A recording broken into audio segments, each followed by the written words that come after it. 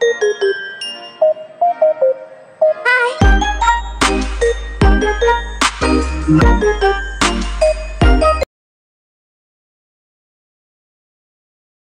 will hear 3 students discussing a group project on weather conditions. First, you will have 20 seconds to look at questions 1 to 7. Now listen carefully and answer questions 1 to 7. So, I think we'd better start planning what we're going to do for our group project. Have you guys had any ideas? I was thinking we should do something on extreme weather events, but I think Alex had some different ideas. Yes, maybe we should look into more localised weather conditions and the effects on the immediate environment.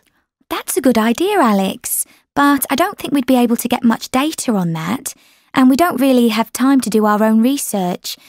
What about doing something about the seasons? I think the seasons might be a bit too wide-reaching, you know, when we take into account the wind patterns and pressure systems. Maybe you're right.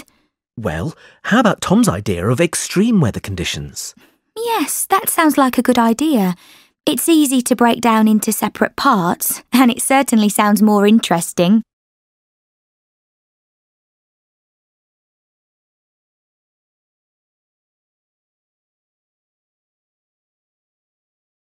I'd quite like to cover monsoons.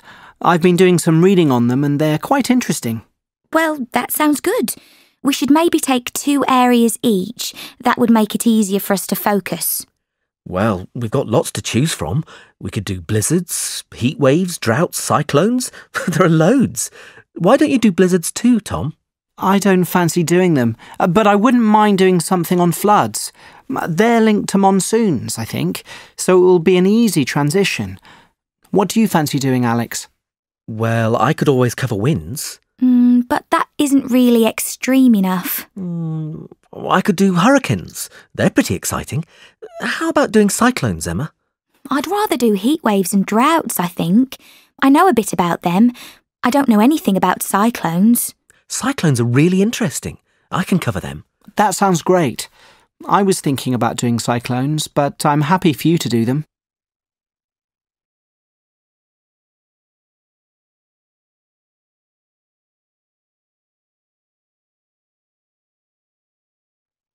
Right, shall we get started on some of the content? Yes, we haven't got that much time. Does anyone know anything about their topics? I know quite a lot about cyclones. Do you? Well, I studied them at high school. You know, cyclones usually start near the equator. They need quite warm water to form.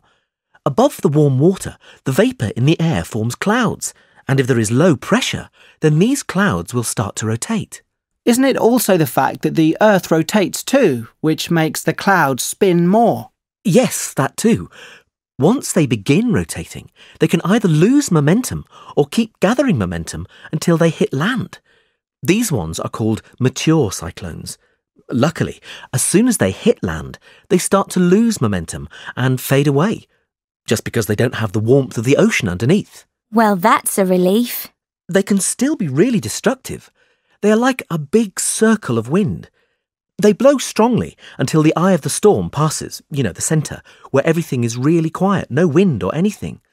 But then the other side hits and the winds blow just as strongly, but in the other direction.